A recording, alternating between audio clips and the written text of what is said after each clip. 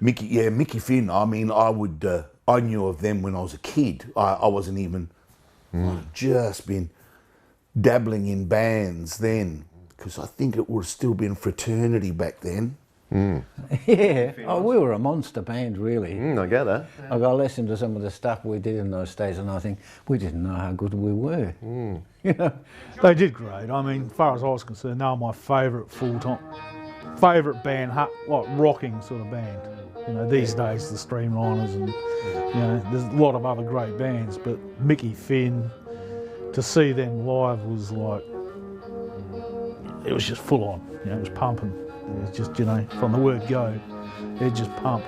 You know, sort of great guitar players. You know, sort of Mauri was brilliant and Stan was brilliant, and always tight rhythm sections. Bruce Howe playing in any band is, you know, super tight with, you know, Joff, JF, Tim, Carlin, and Trap. You know, there's always, you know, great drummers that really rocked hard, hit hard. So yeah, got the whole crowd going. Big crowds. Yeah, at times they really did big here in Adelaide, and they did all right over in Sydney and Wollongong and Newcastle and them sort of places. You know, some of the gigs in Melbourne were good. But here, you know, you could put Mickey Finn on at the stage door, 800 people, you know, 1,000 people, Bridgeway, you know, same sort of thing. They were always getting big crowds. They ran a lot of shows themselves, like Glenelg Lifesaving Club, you know, sort of on a Wednesday night, and they still put 400 people in there, 300 people. Semaphore Hotel, they used to, that front bar would be just totally packed solid, you know, 300 in there. Then they went into the back, into the dining room part, and that used to pack out as well, you know, sort of, any time they did it was just packed, you know, so they did great, and, you know, just unheard of in this day and age, and they used to play a lot. it didn't have any big ambitions. That's the, you know, we used to say TMR squared, take your money and run. and you know, just put everything we earned in our pocket instead of you know, reinvesting it, investing it back into the band. investing in a lot of good times. Yeah. But we were going really well over there till Uncle's ears started playing up. We played at this gig called Bombay Rock in Melbourne, and they had all these witches out the front and a massive PA, like a 1,000-person type venue, big venue. And he was bending over the monitors in the front, the big old wedges with his harp, and wah, wah, wah, wah, and they went bang, this incredible feedback, because his harp was feeding back half the time anyway. Tweety bird noises. I think it damaged his eardrums. So it kind of came to a halt. We had everything going. We just finished an album, the Mickey Finn album, finished it on the Sunday, and we're back in Adelaide on Tuesday with no band. That's the ups and downs of music. Had management set up everything. Les Simmons and his missus. He was managing Dutch Tilders. Really? So we toured with Dutch Tilders for a bit. We used to do our show like Double Trouble. And Dutch would come on and do his thing. A legend. Yeah, I was a carpenter in Whyalla for a while. Did my apprenticeship and worked for PHP for a while.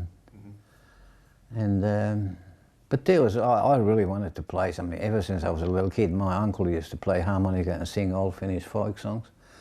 I remember sitting on a tree stump in the forest with a harmonica. I got a harmonica, and I was sitting there trying to play it. I was so frustrated that I couldn't get the notes in order to play something. But good place to play though. But yeah, yeah. But in those days we were lucky. We had 3 cars called past our place in the middle of Finland, in the middle of forest and farming areas and that. But yeah, then I sort of went to Whyalla. How'd you come out to Australia? On the boat. Yeah.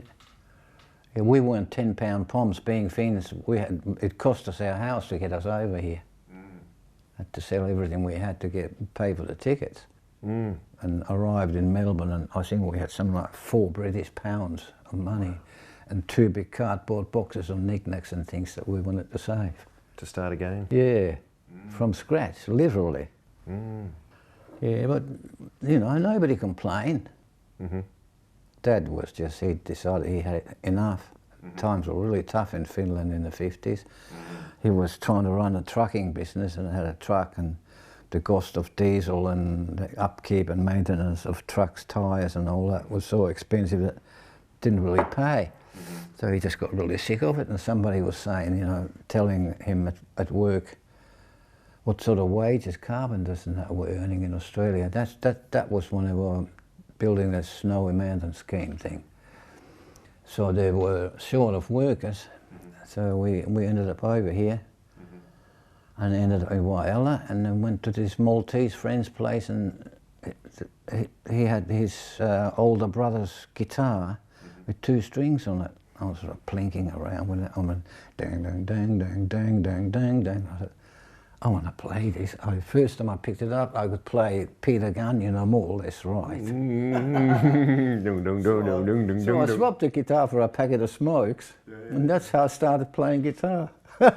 Wonderful. Yeah. But I just had this incredible drive, you know. I just packed up, left home, and see you, Mum and Dad. You know, Mum was crying, but I wasn't. You know, I was just keen to, you know, advance somehow. You know. And this is, you went off to be a musician? Yeah, came to Adelaide, got a flat to stay in, went down to the cellar in Twin Street and met Alex Innocenti and a few of the other guys, and ended up forming a couple of bands from there. What year was that? 68, 69, and in 1970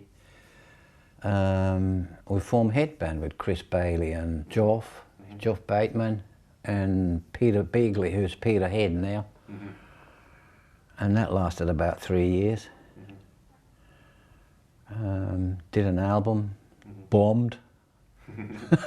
Now it's worth about $500. I know, just because it's really rare and obscure. You know, that's the word they use, obscure albums. Obscure classic band. Yeah.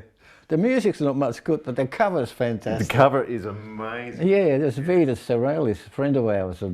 He's a proper artist, you know, surreal style. So he did all the photographs and. I can't afford to buy one of them. This is Red Angel Panic and W.G. Berg. So that's our friend Mauri. Yeah. This is Spectrum are the headliner, but you see W.G. Berg, Red Angel Panic at the top there. Vince Lovegrove, Hard Time Killing Floor, all the local bands, and that's headquarters again. So that's a headband, sort of before Headband, W.G. Berg and Mauri. This is the. This I can't believe. This is the. I don't have a copy of this. The Headband album. That's the Vitas, and so goes that you guys ran out of Polydor. Run out of money to colour it. No, that's not right. No. He did it. I watched him do that cover there. It took him about 6 days of day and night without sleep. Oh yeah. What? With a pen and ink on a piece of plastic, clear plastic. There was a pink coloured one, but that was it. But the posters were sold independently from the record as a work of art. Yeah. This is why we combine art and music as integral things. And he did the... But Vitas did all these, that. These are Philip Morris photographs. I love this, one of the Jester and the eyeballs. Yeah, the Jester's great, love it. Yeah. And yeah. Then we got picked in Sydney. We lived in Sydney for, I don't know, a year and a half or 2 years. Headband? Or? Headband, yeah. We're doing really well. Because prog was... A lot of work. We did one stretch of 11 weeks. We played every night except for one Sunday. From 8 in the evening till 4 in the morning. That was hard yakka. But you know, we just smoked a bit of dope and had a few whiskies and just enjoyed life. You know, I was walking around with pockets full of money, and you know. Working that much. Yeah, but. So what happened after that? That broke up. I think the reason why it broke up was that Fraternity, we had the same management as Fraternity. Hamish Henry was his name, this millionaire who inherited a shitload of money, and he decided he's going to take that much money and have a go at becoming the next Robert Stickwood. So he set up this set of rooms in his mansion in North Adelaide, where I think he had about 4 or 5 bands, and every band had a room in his mansion and a manager. But anyway, Fraternity won the Battle of the Sounds, and the first prize was trip to England. So Hamish took him over there. They stayed there for probably best part of 2 years. And this is while Headband was in Sydney. And because I was friends with some of the guys from Fraternity, we all knew each other quite well. I reckon. And so they broke up over there. Mick Jagger left and the other guitar player left, and so there was just JF, Bon, Bruce and Uncle. They came back, and we were going to form a new Fraternity Mark II. But because of that offer, the Headband ended up breaking up. But then we were trying to get our shit together and learn songs and put up a repertoire of songs. And then Bon left and joined AC/DC. Which didn't help Fraternity. Yeah, you know, little nuggets of memories, like I was in the shed building these dirty great speaker boxes. We had these massive speaker boxes. We had 8 15-inch speakers in a single box on both sides. Like that was the bottom end of the PA. But I was in the shed making these boxes, and Angus and Malcolm rolled up and went down in the cellar with Bon and did a bit of an audition. I was listening in the shed, you know. And the rest is history. He left. I said, "See you, Bon." You know, and we're all twiddling our thumbs, and then we thought, why don't we ask Swanee to join the band and become the singer? So he did that, and that went on for a while. We were starting to get a repertoire together, and I think we actually played somewhere with that lineup. But then JF left. He'd had enough. So, because Swanee was a drummer, so we thought, you know, and Swanee said, "What about if I'll play the drums and I'll get my young brother to come and join the band, Jim?" So Jim left Cold Chisel and came and joined us for about a year or so. Really? I didn't know Yeah. that. No, it doesn't get much talked about. I don't know why. But that was another monster band too. We had Uncle on harmonica, had another guy, Peter Bisset, who played second guitar and electric violin. So this is before Mickey Finn? Yeah. This is still Fraternity? Yeah, that was Fraternity Mark II. It actually got on the road. But didn't make enough money to keep it going. How long did it last? Probably 8 months, between 8 months and a year, something like that. And Jim and Swanee were so broke they were sleeping on mattresses in their lounge in that big house that we all used to live together in. So they couldn't handle it, so Jim went back to Chisel, and Swanee went to Melbourne or Sydney, I think. Yep. And so there was no band. And then I was sitting in a car going to the city to see some people with Uncle. It was just me and Uncle, and I was sitting there, Uncle's driving along, you know, and I said, you know, "What do you reckon we start a new band?" And he said, "Who would we have in it?" I said, "Well, why don't we get Joff? Joff will play drums." So we got Joff, and then Joff suggested bass player Bill McMahon that he knew. And so that was the original Mickey Finn. It was me and Uncle and Joff and Bill McMahon. And we spent about 18 months down in the cellar. We had a cellar in this big house, and we spent about 18 months writing all these songs, and we wrote about 24, 25 songs, and went out and started playing them live at the Tivoli and other places. It was all original. I can get you a disc of that sometime if you like.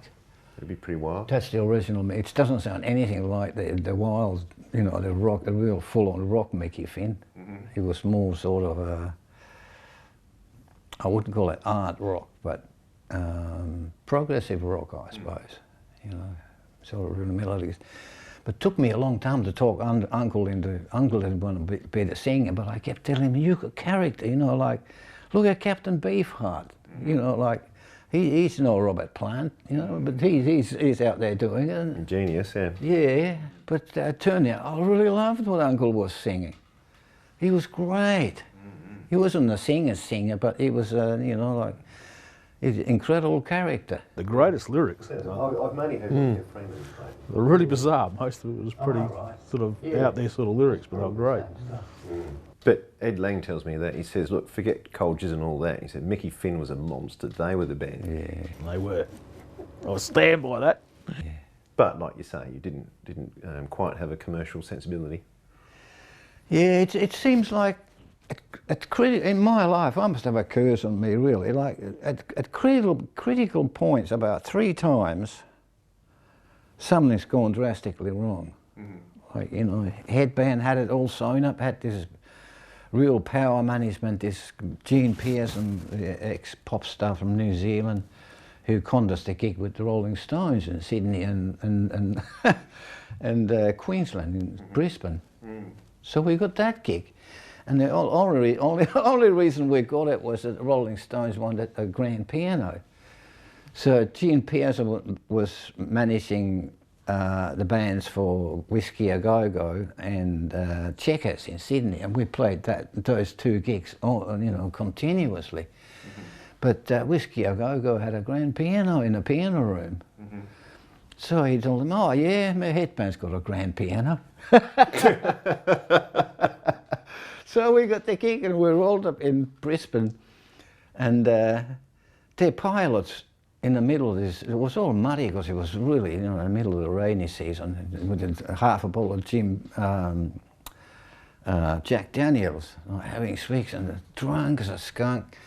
And our piano was sitting in the field there near the stage, one leg broken off, all tilted up like that, in the bloody tropical rain.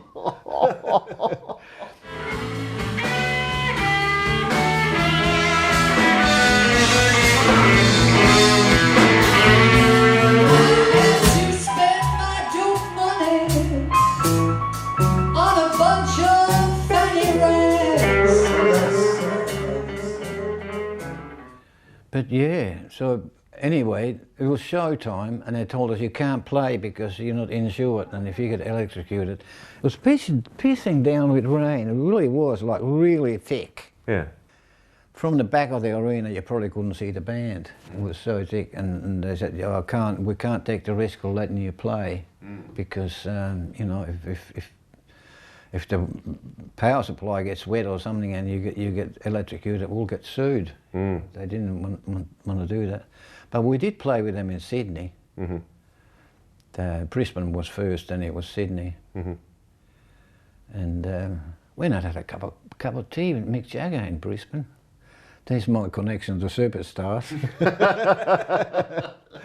Yeah, he was, you know, really mild-mannered and nice and everything. And yeah, there was this weird, you know, I think, when I think back, I think I must have been tripping or something. Like, we got this phone call in the room. It was some girl said, "You guys want to meet Mick?" So I said, "Oh yeah." And so we went up to this room, and there she was naked in bed. And she said, "Oh, you know, Mick will be down in a minute." So I was sitting around looking at each other, thinking, "What's going on here?" So Mick rolls down and had a cup of tea and a couple of biscuits with us.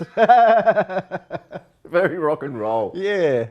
Oh, yeah. But it was just like talking to an accountant or something. Yeah. Just really sort of level. Well, he went to the London School of Economics. So. Well, that makes sense. All he needed was an umbrella and a bowler hat. You know? Yeah. There you go. Beautiful.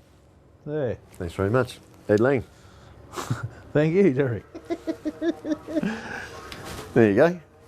No worries, you were brilliant. Well, I didn't say anything. Yes, you did. You said heaps.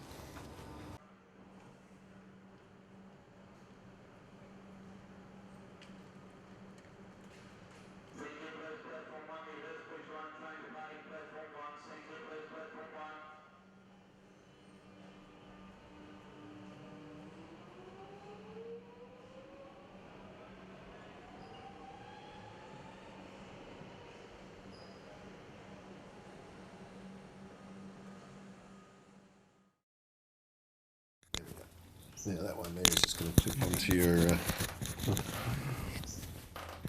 Streamline's t-shirt's perfect.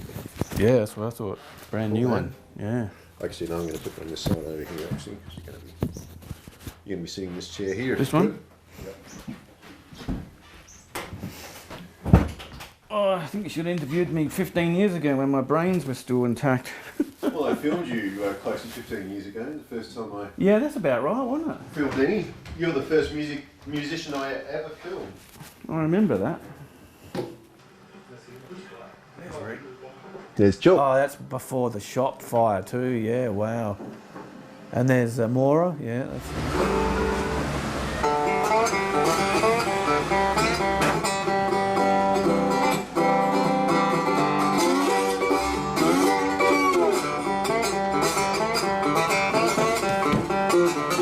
Port Adelaide Blues.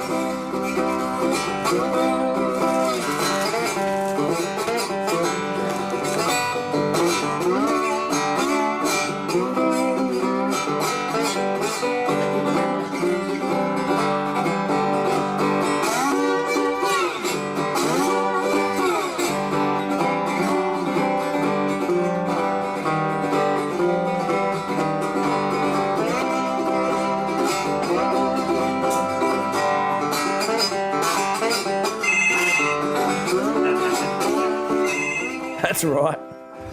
The bloody phone rang.